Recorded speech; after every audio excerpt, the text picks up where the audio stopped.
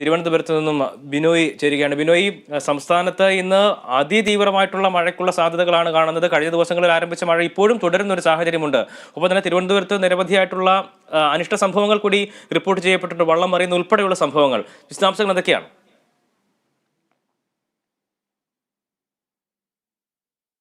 AB, ഇന്നലെ വൈകുന്നേരത്ത് തുടങ്ങിയ ശക്തമായ മഴ തിരുവനന്തപുരം, കൊല്ലം, പത്തനംതിട്ട ജില്ലകളിൽ ഇപ്പോഴും തുടരുകയാണ്. അത് മാത്രവുമല്ല, മോശം കാലാവസ്ഥ എന്ന് തന്നെ നമുക്ക് പറയാൻ കഴിയും. കാരണം കടലാക്രമണം ശക്തമാണ്. തിരമാലകൾ 2 മീറ്റർ വരെ ഉയരത്തിലേക്ക് വരുന്നുണ്ട്. ഈ സാഹചര്യങ്ങളാണ് ഇപ്പോൾ തിരുവനന്തപുരത്തുള്ളത്. അതുപോലെ തന്നെ നെയ്യാർ അണക്കെട്ടിലെ ജലനിരപ്പ് ഏകദേശം 80 മീറ്ററിന് അടുത്തേക്ക് വന്നിരിക്കുന്നു. അത് 87 മീറ്ററാണ് പരമാവധി സംഭരണശേഷി. ഇനി ഈ നിലവിലെ സാഹചര്യത്തിൽ ഇപ്പോൾ അണക്കെട്ട് തുറക്കേണ്ട ഒരു സാഹചര്യമില്ല. മറ്റു കാര്യങ്ങളിലേക്ക് കടക്കുകയാണെങ്കിൽ തിരുവനന്തപുരം, പത്തനംതിട്ട, കൊല്ലം ജില്ലകളുടെ മലയോര മേഖലകളിലാണ് ശക്തമായ മഴ ഇപ്പോഴും തുടരുന്നത്.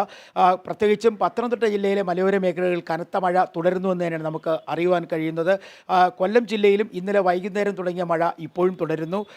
തിരുവനന്തപുരം ജില്ലയിലാകട്ടെ 55 കിലോമീറ്റർ മുതൽ 65 മീറ്റർ വരെ വേഗതയിൽ കാറ്റ് വീശാനുള്ള സാധ്യതയുണ്ട് എന്നുള്ള ഒരു മുന്നറിയിപ്പും നൽകിയിട്ടുണ്ട്. നിലവിലെ സാഹചര്യത്തിൽ കടൽ വളരെ പ്രക്ഷുബ്ധമാണ്. യാതൊരു കാരണവശാലും അതായത് കന്യാകുമാരി മുതൽ കാസർഗോഡ് വരെയുള്ള മത്സ്യബന്ധന തൊഴിലാളികൾ മത്സ്യബന്ധനത്തിനായി പോകരുത് എന്നുള്ള കർശന നിർദ്ദേശം നൽകിയിട്ടുണ്ട്.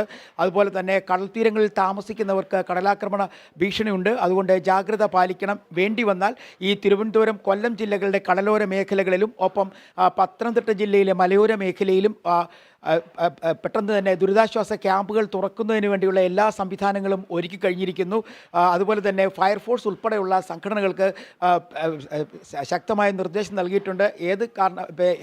എല്ലാ സാഹചര്യങ്ങളും നേരിടുന്നതിന് വേണ്ടി സജ്ജമാണെന്നാണ് ഇവിടുത്തെ ജില്ലാ കളക്ടർമാർ നമ്മൾ അറിയിച്ചിരിക്കുന്നത്. മാത്രമല്ല, പ്രധാനപ്പെട്ട ഒരു കാര്യം, ഈ കടൽ പ്രക്ഷുബ്ധമായിട്ടും ചില മേഖലകളിൽ നിന്ന് മത്സ്യബന്ധനത്തിന് വേണ്ടി മത്സ്യത്തൊഴിലാളികൾ പോകുന്നു. അങ്ങനെ ഒരു സംഭവമാണ് കഴിഞ്ഞ രാത്രിയിൽ മുതലപ്പുഴയിൽ, അതായത് ഇവിടെ നിന്ന് തിരുവനന്തപുരത്തിനടുത്തുള്ള പെരുമാതുറ മുതലപ്പുഴയിൽ ഉണ്ടായിരിക്കുന്നത്.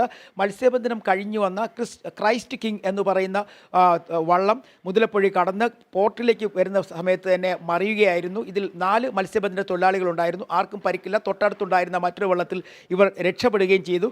ഇത്തരത്തിൽ വ്യാപകമായ രീതിയിൽ കടൽ വളരെ പ്രക്ഷുബ്ധമായിരിക്കുന്ന സാഹചര്യത്തിൽ ഈ മത്സ്യബന്ധനത്തിന് പോകരുത് എന്നുള്ള കർശന നിർദ്ദേശമാണ് ഇപ്പോൾ നൽകിയിരിക്കുന്നത്. എന്നാൽ ചിലരൊക്കെ പോകുന്നുണ്ട്, അത് ഒഴിവാക്കണമെന്നും പറയുന്നുണ്ട്. ഒപ്പം കോസ്റ്റ് ഗാർഡും കോസ്റ്റൽ പോലീസും എല്ലാം തന്നെ ഇവർക്ക് വിവിധ മേഖലകളിലെത്തി നിർദ്ദേശം നൽകി വരികയാണ്. നിലവിൽ ഇപ്പോൾ അല്പം മഴയൊന്ന് ശമിച്ചിട്ടുണ്ട് എന്ന് തന്നെ നമുക്ക് പറയാൻ കഴിയും. എബി, തീർച്ചയായും ബിനോയ് തുടരുക.